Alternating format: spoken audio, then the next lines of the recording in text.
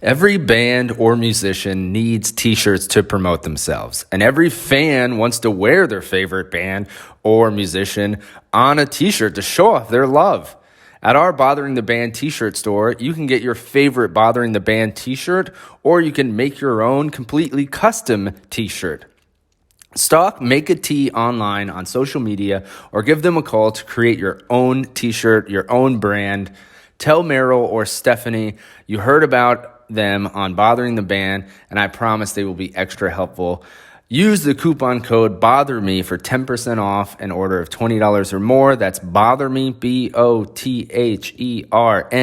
for 10% off. Make a Tee online. Go buy a Bothering the Band shirt or make your own shirt. Here's the episode. Today on Bothering the Band, we have an amazing musician named Samantha Crain. And let me tell you how we found her. We found her music from this show called Reservation Dogs on FX. And in one of the scenes in the first episode is this very amazing song called Joey. And it fits the scene so well, hauntingly well. And we did our research and we found Samantha Crain, and she's so nice. And she let us bother her about, oh man, so much great stuff. Poetry, Oklahoma sayings, Harry Potter, fixing old radios, the name of her dog. Shout out to her dog, Marty. This episode is great. She's our first Native American musician on the podcast, and we're thrilled to have her. Everyone, give it up for Samantha Crain.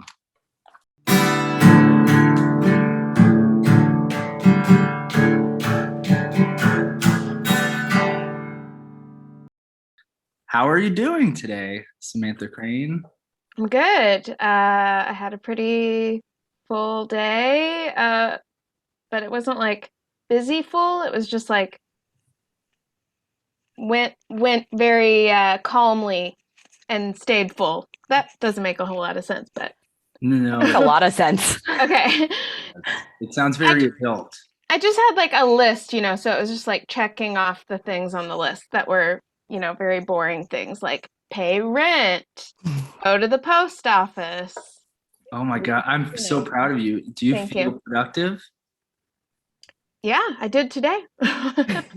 So that's such a great feeling when you're a grown up and you're like, I got a couple things done today that I don't have to do tomorrow. Yeah.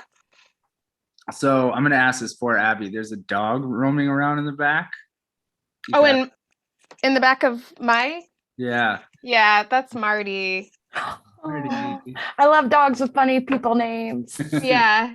He I got him at the beginning of the pandemic. I adopted him. And at the time I was watching that show Ozark. Mm-hmm. And so I named him Marty after Marty Bird. And I love it. But then I kept watching the show and I realized maybe I shouldn't have named my dog after this man. So then I just figured if anybody ever asked me about it, I'd just say he's named after Marty McFly, because Marty McFly was like my first crush, like as a child. So that was Ryan's first crush too. I mean, who doesn't love Michael J. Fox? Like, come on. He's my current crush. Do you want to see Marty? I could probably pick him course. up. He's over here. He's sitting on the couch here. Just a minute. Come here, bud. Oh. We're just going to take a look at a dog on an audio.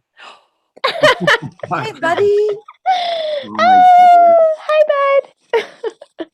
Just to illustrate to people listening, Marty is adorable. Yes, he's very cute. I went and did the DNA test thing on him, and they just put like super mutt on it. They were like, there's so many different things going on here, but he's great.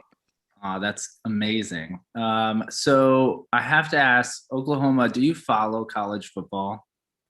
I don't usually, considering I live in Norman, which is where the University of Oklahoma is. I'm inundated, like you can't get away from it. Like you can hear the games when they go on, like across the town. You can see the lights from the stadium like light up the entire town whenever there's a game going on. I don't really follow college sports, but weirdly, I've been listening to like a sports radio station, and so I've like by osmosis have like received a lot of like weird information about college football, and it's just because I like fix old radios, and there's one radio, this like 1950s Japanese radio that I fixed recently, but I say fixed because it only picks up one station, and it's like a sports radio station from Georgia or something. So if I'm ever in the room where that radio is, then I'm like weirdly listening to some random sports radio talk show. So I know a little bit just by that, but like I don't follow it. No. What I'm so fascinated by the fixing of the old radios. How did you get into that? I just like tinkering with stuff, and radios are easily findable at like flea markets and antique stores and thrift stores and stuff like that. And so if I find one, and it doesn't work, then um I'll bring it home and try to fix it. I'll just like look up YouTube videos or things like that. But mainly I guess I got into it because I'm just like fascinated with radio in general, like radio shows. I love specialized regional radio shows. Like I really love the shipping forecast, which is like some antiquated shipping report that happens on BBC Radio every day, but like who listens to it because we have like weather apps and stuff now, but this guy gets on every day and like does this thing called a shipping forecast and says a bunch of words and numbers that don't mean anything to a layman. I also like love when you're driving through like the panhandle of Texas, there's like cattle auctions going on the radio, and like all of the old sci-fi radio shows that used to happen, the radio dramas and stuff. So I'm just like really into like genre specific radio programs or like time specific radio programs. And I got really into that, which led me to get into like shortwave radio, which you can find stuff that like is, thousands of miles away from you. And so, I mean, I don't know. I guess it just like all links into that. I have a radio in every room of my house, like a weirdo, and they're all just like tuned to one thing. So like whatever room I'm in, that's what I'm listening to. Oh my God, that's super cool. That's very cool. I'm so still on the radio. So are you like soldering the little pieces together? Like I don't even like my head I can't even wrap my head around this. I mean, sometimes it's just like the battery terminals need cleaning, or like it just needs a good dusty blow, or like sometimes there is like a wire that needs soldering, or like like some sort of transistor that needs like changing or something. But I'm still learning. I'm not like a tech like I was about to say nerd, but like that would mean like I was looking down on that. I like aspire to be like a radio nerd. That would be amazing. But mainly I just watch really smart people that are electronically minded on YouTube do things, and then I try to just replicate what they do. And sometimes soldering is involved, yes. Wow. It's just such a cool world that I had no idea about until right now. Very important question, and you have to be blatantly honest. How freaking cool is it to have one of your songs in a very major show? Oh, on Reservation Dogs? Yeah. Well, it's super cool. I mean, I've had my music on TV shows and movies before, but this one is the coolest to me because one, it's such a huge important show in like for natives. So like for me to see myself and people like my family and people that I grew up with like represented in a show like that is amazing. And then also because Sterling Harjo, who's one of my friends that I've grown up with, like he's the creator of it and the director of it. And so I'm just like so proud of him and seeing like that blow up for him. And then the moment that like he used my song was amazing because it was like this modern day enactment of like a smudging ceremony, which I don't think has ever been on TV or a movie or anything like that. So that was amazing. Sterling is like the embodiment of like that Drake song that's like started from the bottom, now we here. Started from the bottom, now my whole team fucking here. Like, um, because that's what Sterling wants to like. That's what he does. Like when he like, if he gets something, if something good happens for him, like he just like pulls all of his like friends up in there with him. So it's amazing. Yeah.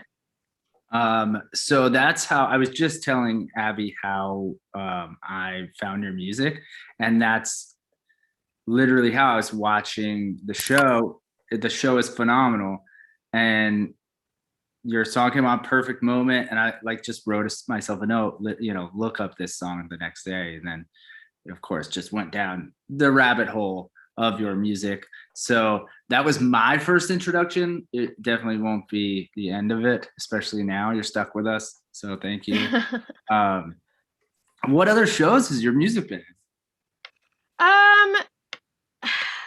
It was on that HBO show Hung, like forever ago, and then there was a song like in an episode of 90210, like not the original one, like the reboot.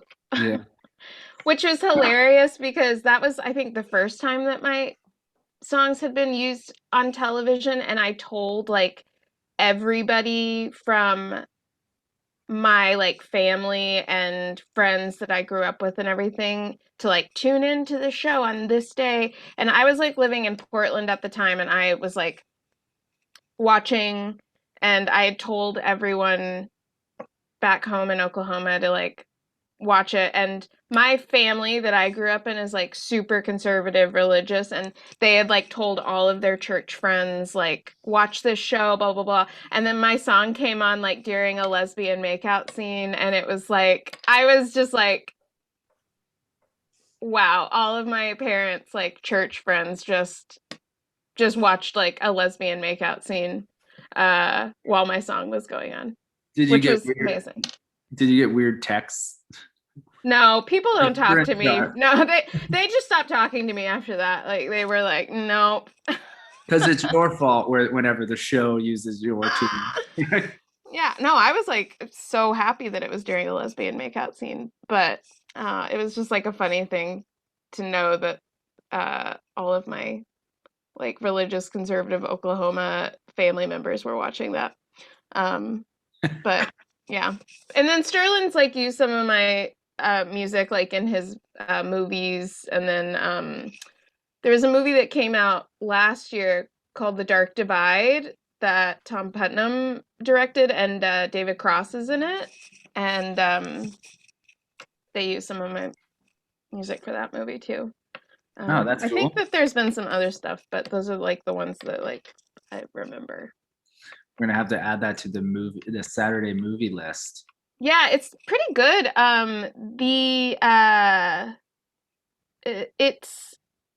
It's like very different for like a David Cross thing. I mean, it does like have funny moments, but it's more of like a serious drama David Cross moment, I guess.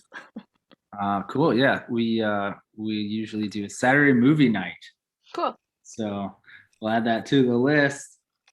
I read you speak Choctaw. I do a little bit. Yeah, I have like a couple of songs that I've written in Choctaw, and I try. I have like I take online classes through the tribe, but it's a difficult language, and also like I don't have anyone to practice with really, so I do what I can. It's a lot. The songs are a bit easier because I can like take the time to like write them and rehearse like the pronunciations, and then it becomes like a muscle memory thing. So like it's like if you learn a song in Spanish or French or something, but you don't necessarily speak it, then it becomes sort of like musical in that way. And so the songs are a little bit easier for me, but then like speaking and pronunciations can be kind of tricky sometimes. But I could teach you like a few words if you want. Well, I was going to ask you, my question is, what's your favorite word in Choctaw? Oh, my favorite word. I mean, I love the word for song, which is taloa.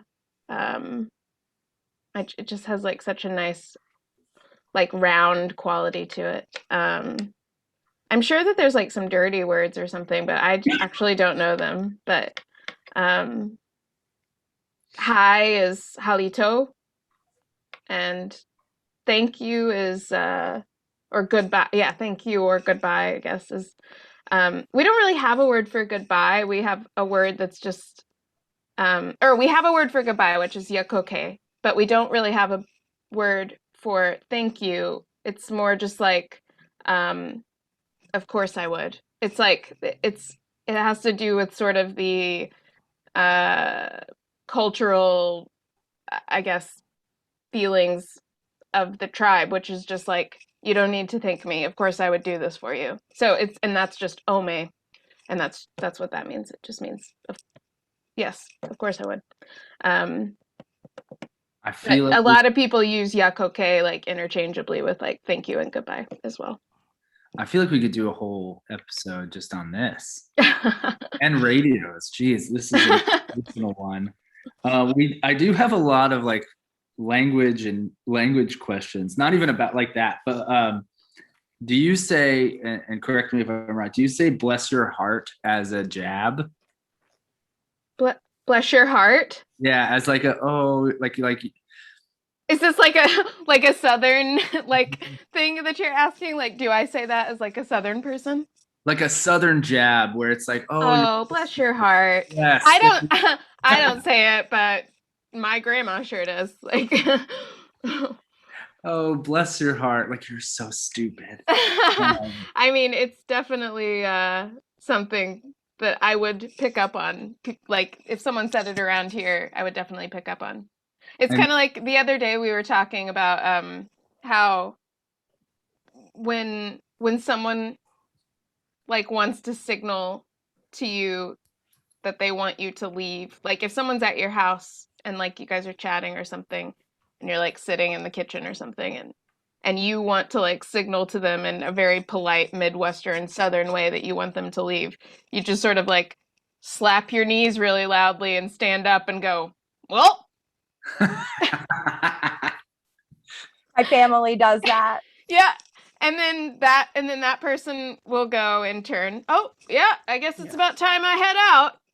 Oh, yeah. Works every time. Yeah. So I definitely do that one. I do that in a lot of social situations. Well, Yep. I'm gonna have to start doing that with my sister. won't work. She might listen to this pod. I'll take that out. It won't work anyways.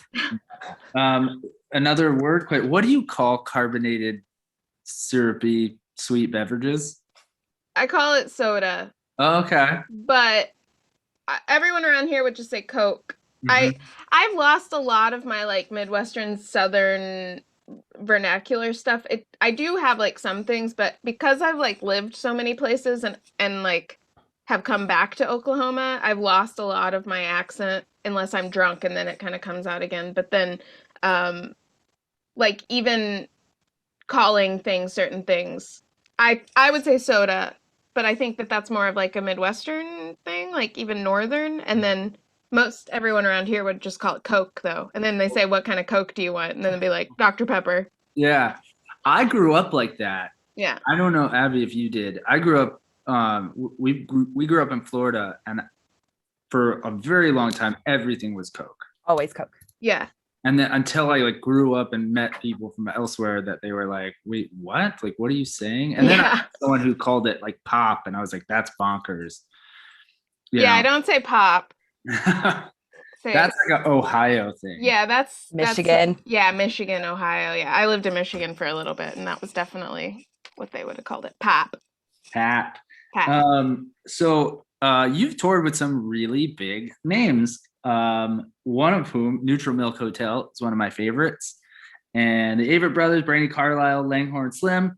Did you keep anything from those tours? I mean, I have a lot of like Polaroids, and I keep all of my like tour laminates, like the things that they give you that's like got it's like a little laminated card that Yeah. you have that's like your backstage pass, and then also it's got all of your tour dates on it or in the back of it or whatever. So I keep a lot of those.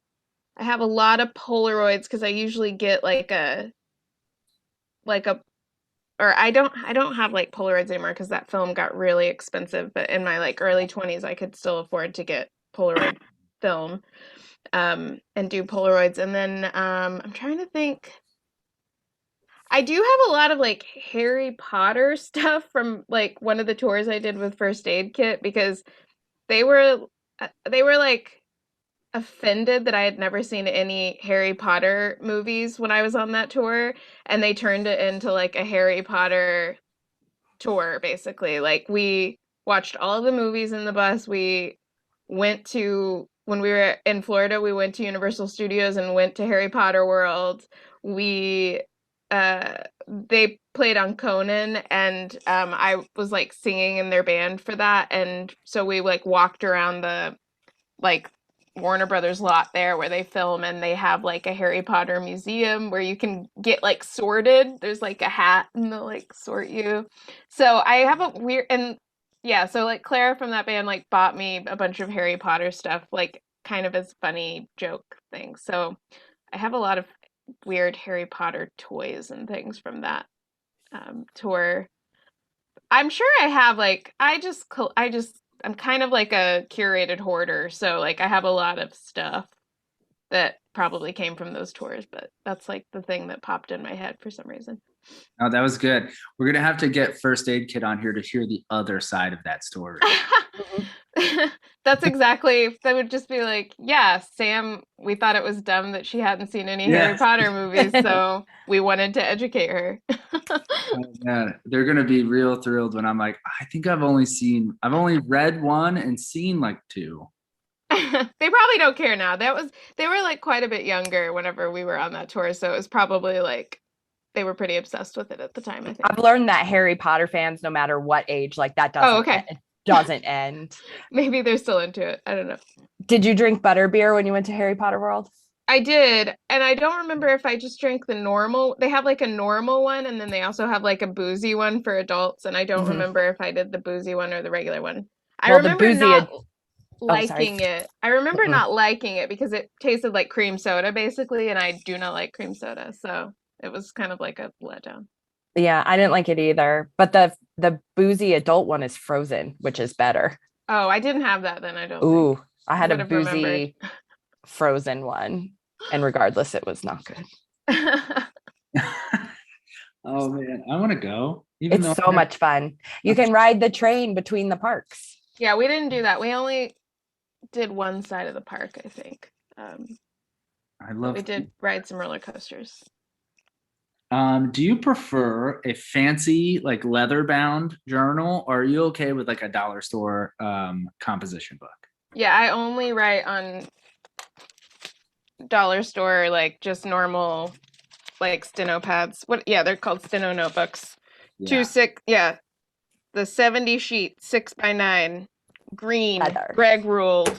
Because I don't carry one. Like I just have these laying around everywhere, and these are just like catch-alls for like whenever I have an idea, then I'll just like scroll it down. So I don't really have like one notebook and then fill that up and then move on. I just have like a lot of them that are rotating and always around. That's how I am. And speaking of that, I heard you're a poet and a fan of poetry. Yeah, I'm so like a few years ago I had some pretty like debilitating issues with my hands, and I couldn't play music for a couple years, and so just like during that time I needed something to like keep myself from going a bit I don't know, just like off. Like I needed some sort of creative outlet for myself during that time. And I was working at like the front desk of this like hair salon at the time because I just like needed a job. And this woman that came in told me that she like wrote haikus every day. Like that was like a thing that she did every day. And I don't really like haikus, but I thought that it was like a cool idea that she wrote one day when she was like getting her hair cut and like let me read it. And I thought it was like really cool that she just wrote a poem every day. And I'm a huge Edna St. Vincent Millay fan. She's like one of my favorites. Abby, I'll let you. I'm sorry to interrupt. You just blew my mind. Ryan is a poet. I pretend. I'm more of a stream of conscious type writer, but we are in a poetry group that meets every Monday night over Zoom because we're all spread out, and we always read poetry, somebody else's poetry, before we write. And last night we were reading her poems. Oh, cool. She was our inspiration last night. So that's full circle. Yeah, I love her. And I love the form of like a sonnet, and she does sonnets. And so that was just like the thing that I decided to do at that time, was just like I'll write a sonnet every day. And so I did that for like a few months and just sort of like well, I didn't plan on like releasing them or anything, but then I guess I had like put a few up on like my Instagram or something, and people like responded to them and like pretty well, and so I ended up like putting them in a book, like a book of sonnets. So that is as poet as I get, unless you count the songwriting thing, which is what I do often. We do count it 100. And thank you for blowing our mind. Yeah, that's man. The world is a wild, wacky place. It's how often do people sit around talking about Edna St. Vincent? And well, I probably talk about her a lot just because I like her a lot. So next, I don't know. I have to say this. Next time you're in New York City, you should go check out her apartment. It's actually on my list. Like I do a lot of weird stuff like that. Like I love to go visit like graves for like people that I am in some way like enamored with or like enjoy, and also like going to houses that like writers or musicians that I've like have lived in or something. I do that a lot when I'm on tour, and her house in New York City is actually on my list of like things that I need to go see.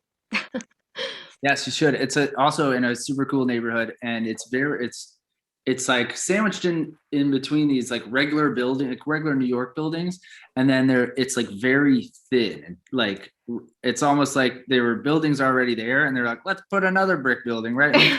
Did they build her house in the alley? Is that what you're saying? Maybe it was an alley, yeah. Just checking. There are no more alleys in New York, but there once was.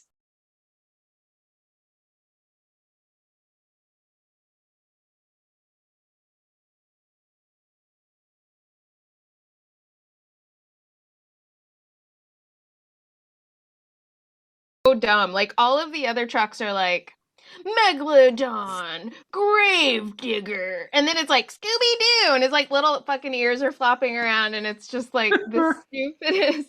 It's just so un-monster truck of it to do. Man. I love that you have two things. Love that you have a Gravedigger tattoo, and that was your moment when I asked that dumb question for you to be like, "Oh, bless your heart." Oh, bless your heart. Of course, of course, I've been to a monster truck show. Yeah. What was I going to say? Oh, the thing about a monster truck show is it's like crowd participation voting. So like there's not like judges that like pick who win a monster truck rally. It's there's like an app on your phone, and after like a truck does a round, then you vote like between 0 and 10, like what their score is. So you can get really nasty with like trucks that you don't want to win. Like you can just be like 0, 0, 0, and then you can just give 10s to your truck. It's very like, they do that for a reason. Like, so that way people get like sucked in and they go really hardcore. And then there's some people that are really like, you know, trying to be like, I don't know, like peacemaking about it and give trucks like the score that they actually think they deserve or something. But that's.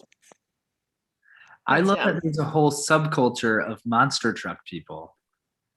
Yeah, I think so. But it's also just sort of like widespread. Like, I think people in general just like monster trucks. Like, kids like it, adults like it, country people like it, city people like it, Germans love it. Germans love it. Yeah, every time I like go on the Monster Jam like website to check out where they're playing, it's like all these places in the US and then it's like Munich. Wow. Or like just random places in Germany. I feel like they must have some sort of thing going on over there where they love monster trucks. I want all of us to go to a monster truck rally in Munich. I would love it. It would be fantastic. Monster trucks in Munich. What's the last? Yeah, sehr gut. Yeah. What's the last physical magazine you read? The New Yorker, I think. I like was reading. I pick one of those up anytime I'm like in a bookstore. Which is funny because I don't actually like the magazine. I don't know why I get them. I think I go through and I look at the cartoons that like aren't that many of. There's like 3 or 4 that I think are kind of funny, and then I'll go look at like the things that are happening in New York City, which is also weird because I don't live in New York City. Yeah. And then that's pretty much all that I read of it because I think that the articles are actually kind of like boring. Yeah. So I don't know why I read them, but that is the last magazine that I picked up and read. It does have poetry in it all the time. Yeah, I usually don't like the poems they put in there, honestly. I actually feel like my taste in poetry is very like it does not align with like a poetry crowd. Like the people that are like poetry editors and people that like are into poetry, I feel like the poems that I like don't align with that. You're speaking to the choir. I think I'm a bit of like I'm a bit of an everyman when it comes to poetry. Like I want it to be like accessible. I want it to like read like a movie scene or something. Mm-hmm. And I think that's not very hip or like cool or academic. So, well, I would say I'm gonna get a little inside baseball here. I would say that is cool and hip, but is definitely not academic. And those are the people who are the gatekeepers to those big magazines. Yeah. I submit to the New Yorker every 6 months just out of spite, because it's like a check mark in my career as a poet. Been turned down maybe, I don't know, 50 times. And I think you have the right mindset, at least for us. You should join our Monday poetry Zoom. Yeah, that sounds fun, actually. You would like it. We talk a lot of shit for like an hour, and then we read a poem that inspires us to write. We all write, and then we read it, and we use a lot of laughs, and it's always usually very like a lot of narrative, like you said, movie heavy everyman poems, as you said. Yeah. Every person poem. Here's a fun question. Why do Native Americans wear cowboy hats? Do you think that is an oxymoron? I mean, I think a cowboy hat is just like it's just like a uniform, like it's like a thing that you wear because you need shade. It's a tool. It's a tool. Yeah, it's a tool. So I think they just wear it. The people that would wear them. Are you talking about like chiefs or like the guys that work like in like for the tribe and they like drive like Ford F-150s and wear cowboy hats and belt buckles? Like, I don't know. I think it's more of just like it's a locational cultural thing. Like, I think Native Americans in Oklahoma wear cowboy hats, like me. But I don't think Alaskan Native Americans wear cowboy hats. I've never seen them. Oh, you might be right. I I could be will say, wrong. I think it's more of just like a locational cultural thing and yeah. not like an overarching stereotype. Unless you're like tapping into something that I'm not aware of. I'm not sure. Oh no, I Okay. don't overanalyze these dumb questions. Okay. These are really dumb, like legit dumb questions, just Okay. talking nonsense. But it did hit me. I was like, oh, well, that's kind of like a weird oxymoron. But yes, if you think about it, like a hat is a tool. Even a baseball hat is used to keep sun out of your eyes. You know, it's now. Yeah. I mean, the word cowboy is kind of like an oxymoron, or not even an oxymoron. That's not the right term, but like where the word cowboy came from was like a demeaning term. It was like derived towards like African Americans that worked on ranches and like worked with livestock, and they would call them cowboys because like the white like rich people were calling the black men boys. Like it was like used as a demeaning term, and now like it's been gobbled up by like white dudes all over the place who want to be a cowboy, baby. Kid Rock. Um so the word in itself has like a lot of stuff packed into it. So I think anybody that wants to wear a cowboy hat, probably fine to do so. I really want to, but I don't think I can pull it off. I think everyone that wants to wear one, they should. It is a little intimidating. Like it makes you kind of feel like a bobblehead. Like it feels so big when you first put one on. But I think if you want to wear one, if you put one on and take like a picture of, have someone take a picture of you in it, and then you realize that it's not as big, it doesn't look as big as it feels, and then you just kind of go with it. That's great advice. Abby, Yeah. do you think I can pull off a cowboy hat? No, I don't. It's all Because I've about the seen you attitude. try. Oh yeah, you've seen me try a bunch. Yeah, what's not, no. Mm-mm. It is about an embodiment, I think. So if you're not really like a cowboy, if you don't have like the cowboy thing about you, then it probably won't work. I do think there are certain people that can pull off every like thing as far as like hats or certain like cool boots or like weird shirts. And you two are probably like that. You're like, oh, you just put on like some weird shit you find in the ditch and somehow it looks cool. It's really about acting, I think. Like I think it would only work if you fancy yourself like a good actor and can like really, it doesn't take much for you to like get into character or something like that. Like you find that as like a challenge to accept, and you like move on through your day with that. I'm so happy I'm learning this. How much can you bench press? Not very much right now, to be honest. But I think the most that I did in my life when I was like a child was like 150 or something. Wow, that's pretty cool. But bench press was not my strong suit. I'm assuming that you read somewhere that I was a child power lifter. I did. Yeah. It's just the universal how much can you bench question, you know? Oh, so you just asked everyone that. No, not everyone. I read that you did do like powerlifting, weightlifting. So Yeah, I did when I was a kid. And how much can you power lift?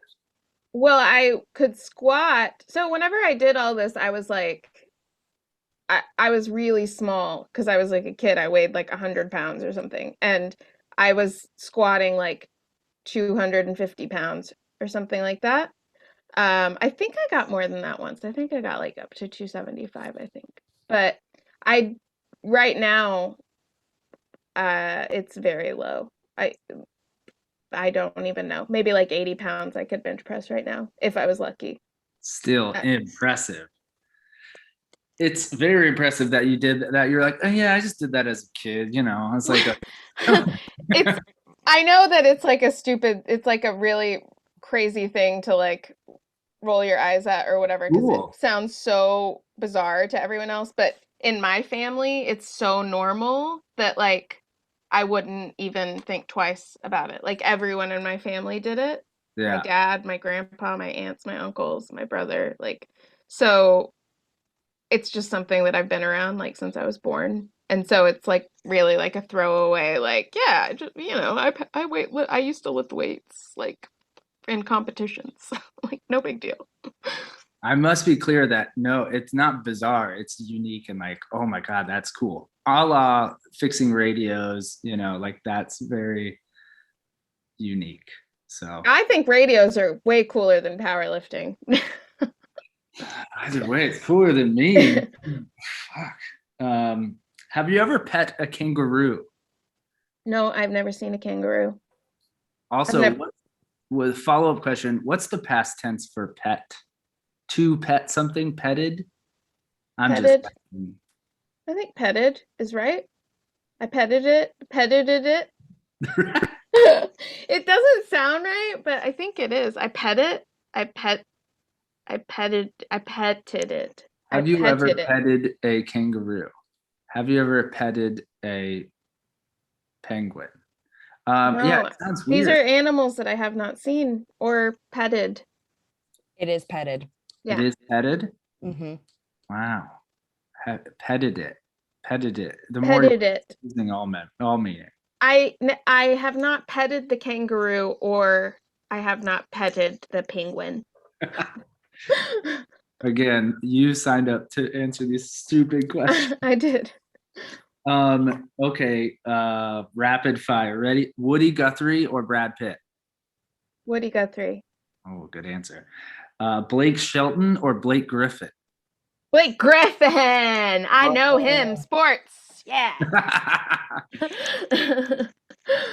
We made a joke recently where we were like, we need to try to get Blake Shelton on the podcast and only ask him questions about Blake Griffin.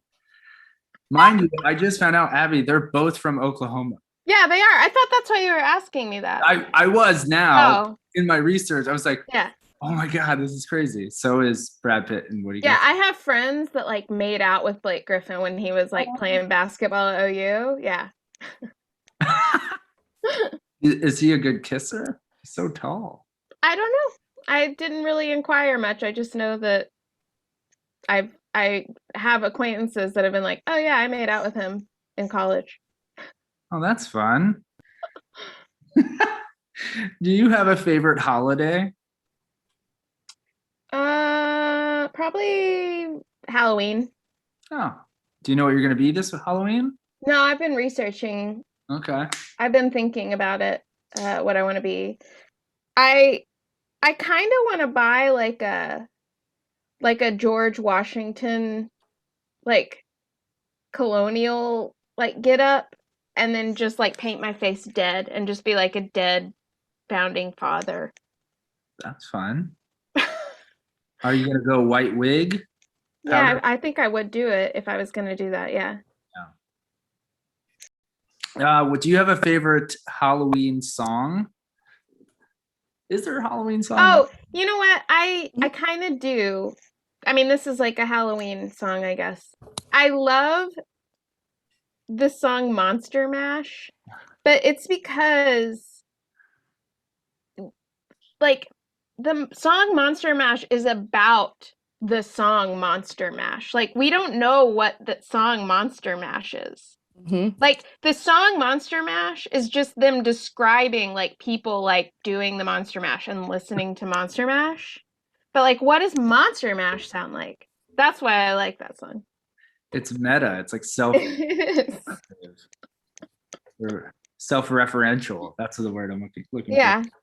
Oh man, are you this is a done. I'm not even asking a question. Have you ever been to the Banjo Museum? Oh no, the one in Bricktown in Oklahoma City. I haven't been there. I've seen it, but I don't know. I just have never gone in. My friend Brian was just there, and I saw it on his Instagram. I was like, oh, I'm gonna ask about that. Yeah, I've heard it's cool, but have not been. It looked cool. It did look very cool. Do you have a favorite kind of tape? Tape? Yes. Like things that you use to stick things together tape or like a cassette tape? Oh, you're just asking. That's like part of the question. Yeah, you Yeah, tell me. I mean, I think just like heavy duty like Scotch shipping tape. Like, Okay. I mean, look, I like just buy it in bulk. Like I've just got like like, She loves to. I mean, I utilize it so much for whenever I'm like shipping out merch and stuff. So I think I just am around it all the time. There's just Oh, man. rolls of it around. Do you ever do you do this move where like when you're taping something and you're done with it, do you like fold it over so that because that tape always gets stuck? No, I'm not. No, I buy. Not Look, she's I got the holders and then yeah, it I has the buy it on plastic the piece. holder, and But so it keeps it. sometimes Yeah, if I mean, you're too sometimes it aggressive, slips off, but I'm also just like not somebody that like can't be bothered to like fish out a piece of tape that's stuck to another piece of tape like when it happens every once in a while. it's so tedious. Then it I'm not a perfectionist at all, so that's not part of my personality. I love that you had tape so readily available. Are you It's allergic? surrounding me right now, honestly, like it's everywhere. Oh man, are you allergic to anything? I'm a little bit lactose intolerant, Okay. but it's manageable. That's I think it. I don't think I'm Oh, my skin is like allergic to citronella, which I've learned like by trying to rub it on myself to like rid myself of mosquitoes. Do you like Um break out like hives or? yeah, yeah. I Oh, like, get like awful rash and stuff. And then I'm just like allergic to the air in Oklahoma in the summer, really. Like all of the pollen just floating around. fair enough. So like sneeze attacks or? Yeah, I mean, I think everyone that lives around here, once they hit like the age of 30, has like severe environmental allergies. What is on the nearest? What is on your nearest windowsill? There's nothing on the windowsills in this room. That's an answer unto itself. That's the answer. There's Yeah, nothing on these windowsills. hard hitting, riveting questions. What is the least important thing that is very important to you right now? The cob of corn that I left in a pot of water on the stove that I'm going to eat as soon as this interview's done. Okay, we got to get done so you can eat your corn on the cob. I mean, it's very unimportant, but like that was the first thing I thought of when you asked. It's perfect. I love it. Um, do you eat it directly off the cob? Yeah, I mean, sometimes I don't. Sometimes I like scrape it off into like a skillet and cook it that way, but tonight I just put the cob in the pot and I'm just gonna typewriter it. Nice. I can't do the typewriter. It's all stuck in my teeth. I can't do it. Can't do it. Then I have to floss, and who likes flossing? Um, do you use LinkedIn? No. Oh, okay. I actually actively report anytime I get like an email from LinkedIn or somebody, I report it as spam. I just don't want it in my inbox. Oh man, I'm so envious of you. They'll sign you up without you even knowing it. Yeah, I know. For real.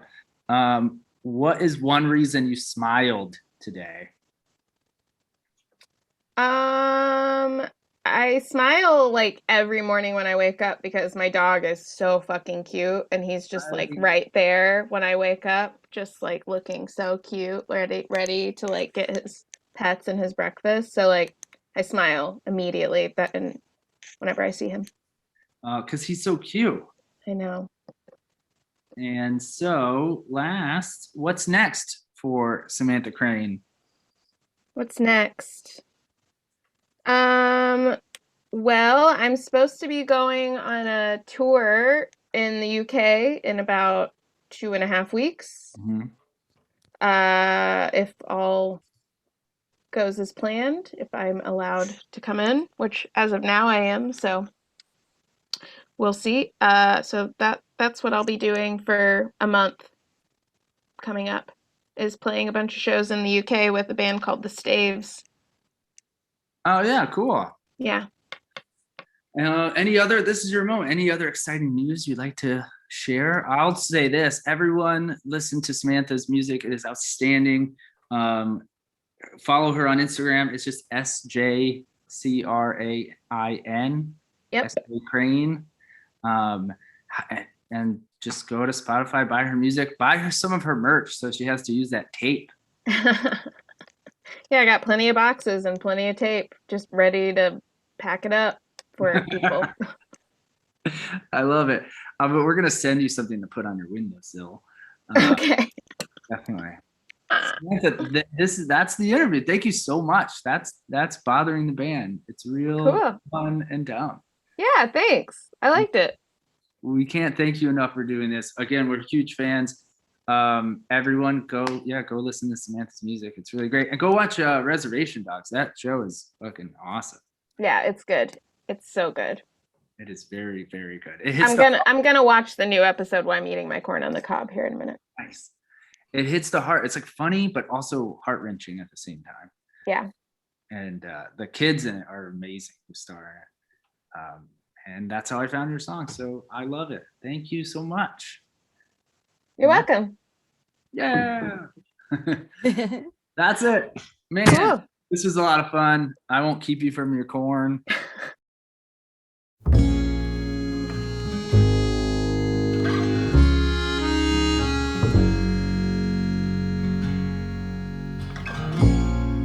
Joey, why don't you come around and see me?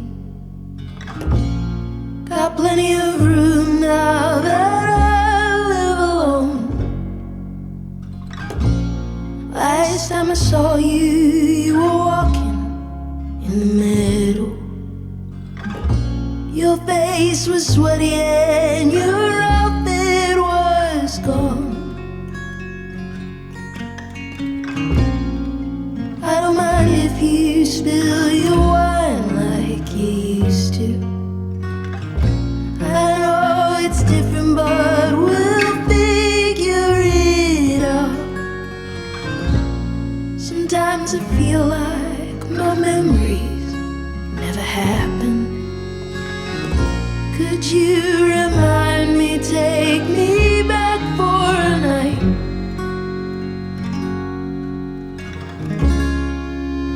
Was it ever real? I don't even feel like that girl anymore. Was it heavenly? I don't even see through those eyes anymore. 100 small deaths, 100 before.